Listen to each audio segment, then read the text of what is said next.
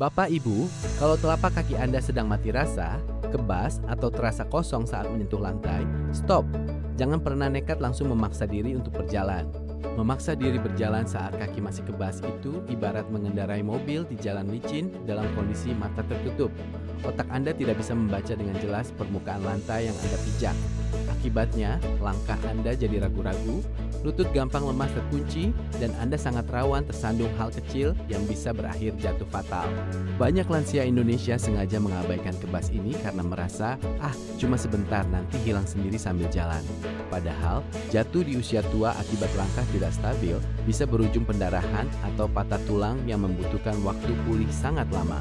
Hari ini, channel Tua Lincah akan membagikan solusi cepat dan aman. Sebelum Anda melangkah, kita akan bangunkan dulu sinyal keseimbangan kaki Anda lewat gerakan simpel agar langkah Bapak dan Ibu kembali kokoh, stabil, dan bebas dari rasa cemas.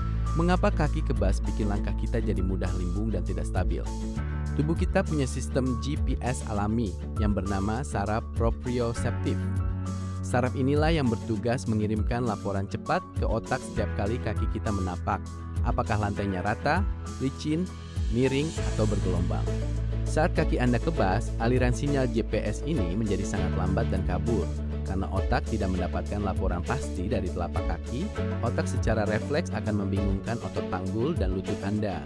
Akhirnya, otot penyeimbang tubuh menjadi kaku dan langkah Anda berubah jadi sempoyongan seperti orang mabuk. Kuncinya adalah melakukan riset GPS keseimbangan. Sebelum berjalan, kita wajib memancing sinyal saraf itu kembali hidup dan mengunci otot stabilisator di panggul serta pergelangan kaki agar tubuh Anda siap menopang berat badan dengan sempurna. Gerakan pertama adalah ayun tekan tumit dan jari. Duduklah di pinggir kursi dengan kedua telapak kaki menapak di lantai.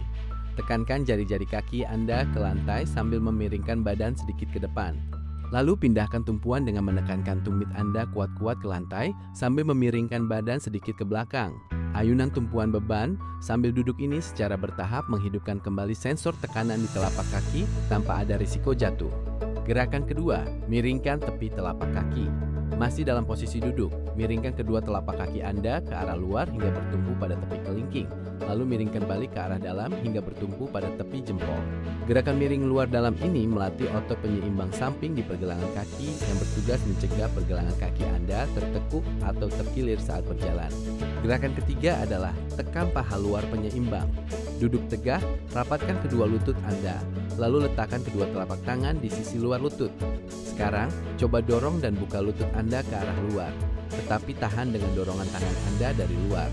Tahan dorongan ini selama 5 detik, lalu lepaskan. Gerakan ini mengaktifkan otot gluteus medius di panggul, otot paling penting yang menjaga pinggul Anda tidak goyang saat kaki melangkah. Gerakan keempat adalah angkat paha berpegangan dengan jeda. Berdirilah tegak di belakang kursi kokoh. Pegang sandarannya dengan kedua tangan.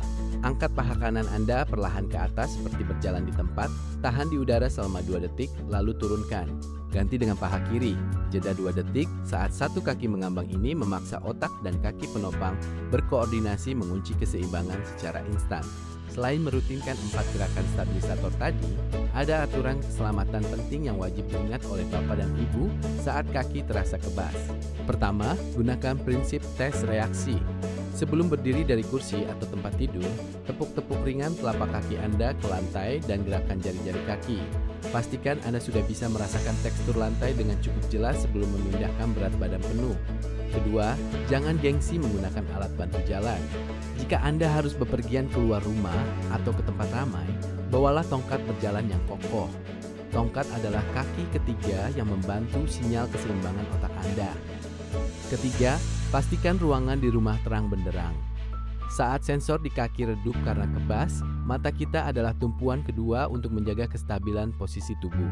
Bapak dan Ibu sekalian, langkah kaki yang kokoh dan stabil adalah kunci utama agar kita bisa tetap mandiri tanpa perlu merepotkan anak dan cucu. Jangan nekat membiarkan kaki kebas memaksa Anda berjalan tanpa persiapan. Luangkan waktu 3 menit saja untuk meriset keseimbangan kaki Anda. Jika Bapak, Ibu, dan keluarga merasakan manfaat dari video edukasi channel Tua Lincah ini, jangan lupa tekan tombol like. Bagikan video ini ke grup WhatsApp keluarga, kerabat, atau teman-teman tercinta, agar semakin banyak lansia Indonesia yang bisa berjalan lancar dan bebas dari bahaya jatuh. Klik juga tombol subscribe agar Anda tidak ketinggalan tips-tips gerakan kesehatan harian dari kami. Terima kasih sudah menonton, selamat mencoba di rumah, dan salam tua lincah.